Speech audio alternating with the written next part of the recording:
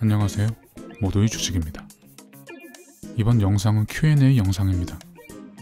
M&A에 대한 질문을 주셨습니다. 그래서 이번 영상에서는 M&A에 대한 개념을 간략하게 정리해 보도록 하겠습니다.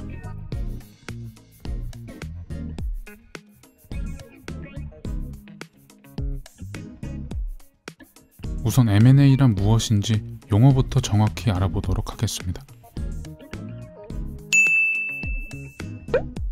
M&A란 인수와 합병의 약자입니다. 여기서 인수와 합병 대상은 기업입니다. 즉 기업을 인수하고 기업을 합병한다는 의미입니다. 그렇다면 기업 인수와 기업 합병이란 각각 어떤 뜻일까요? 간단한 예시를 통해서 먼저 기업 인수에 대해서 말씀드리겠습니다. 여기 과일 가게 A, B, C가 있습니다. 과일 시장의 1등, 2등, 3등 업체입니다. 각각의 시장 점유율은 20%, 15%, 10%입니다. 그런데 과일 가게 C 대표가 사업에서 손을 떼고 싶어 합니다. 이 소식을 들은 과일 가게 A 대표와 B 대표는 모두 과일 가게 C 사업체를 사고 싶어 합니다. A는 C를 사게 되면 시장 점유율이 30%가 되면서 1위 자리를 굳힐 수 있기 때문입니다. B는 C를 사게 되면 시장 점유율이 25%가 되면서 A를 제치고 1위에 오를 수 있기 때문입니다. 그런데 근본적으로 사업체는 어떻게 사고 파는 것일까요? C에 남아있는 과일을 모두 구매하는 것이 사업체를 사고 파는 것일까요? 아니면 C에서 일하는 직원들을 모두 데려오는 것이 사업체를 사고 파는 것일까요? 앞서 말씀드렸다시피 회사는 기본적으로 법인이라는 인격체이므로 사고 팔 수 있는 대상이 아닙니다. 그렇다고 회사의 자산만 따로 떼어내서 판매하게 되면 회사가 망가지게 되겠죠. 그래서 회사를 거래할 때에는 보통 지분을 사고 팔게 됩니다. 지분을 사고 팔면 회사를 거래하는 효과를 거두면서도 회사의 원형을 온전히 유지시킬 수 있기 때문입니다. 인수라는 것은 바로 여기서 기업의 지분을 구입하는 행위, 즉 기업 지분 인수를 의미합니다. 참고로 여기서 지분을 구입하는 측은 인수자, 지분을 판매하는 측은 피인수자라고도 합니다. 그렇다면 인수 과정은 간단할까요? 그냥 지분만 사고 팔면 되는 것이니 일견 간단해 보입니다. 하지만 인수 과정은 그리 간단하지 않습니다. 무엇보다도 지분을 얼마에 팔 것인지, 즉 가치 평가를 하는 과정부터 어렵습니다.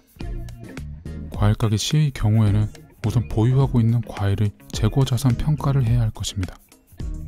또 사무실, 창고, 차량 등등 보유하고 있는 자산들의 평가도 해야 할 것입니다.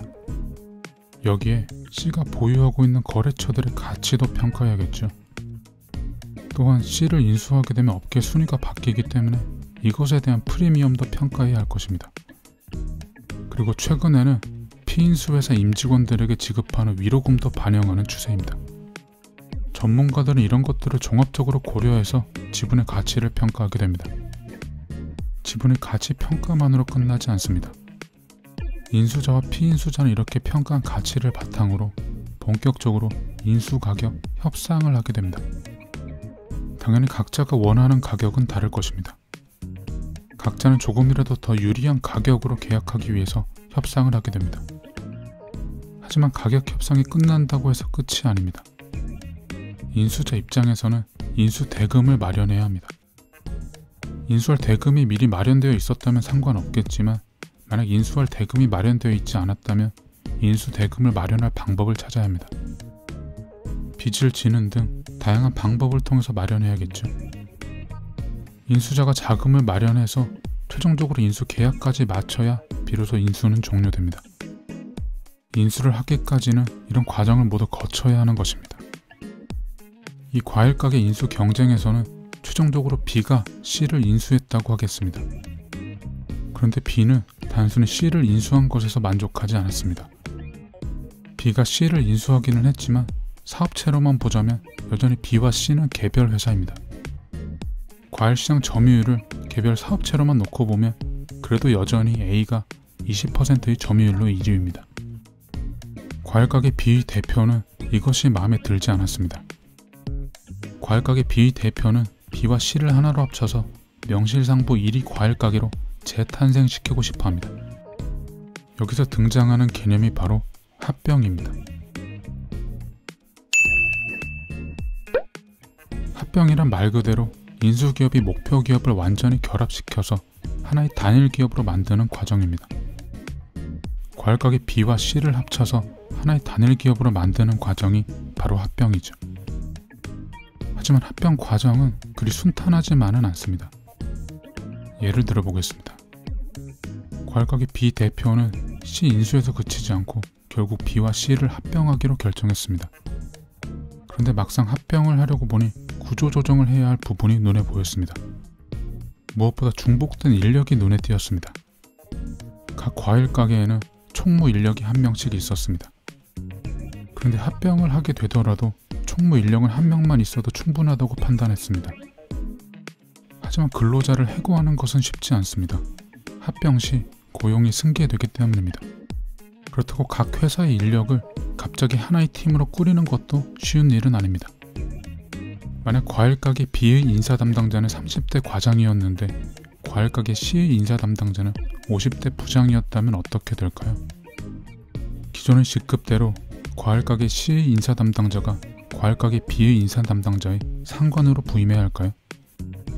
아니면 합병 관계대로 과일가게 C의 인사 담당자가 과일가게 B의 인사 담당자의 부하 직원으로 부임해야 할까요?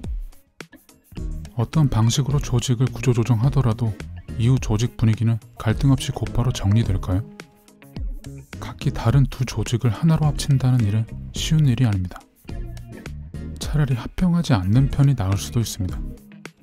실제로 합병 후 통합이 제대로 되지 않아서 합병으로 기대한 시너지 효과를 내지 못한 경우도 많습니다. 즉 합병은 단순히 단일 기업으로 만드는 과정만이 중요한 것이 아니라 합병 후 통합까지 중요합니다. 이번 이야기는 여기까지입니다. 그럼 다음 이야기로 찾아뵙도록 하겠습니다.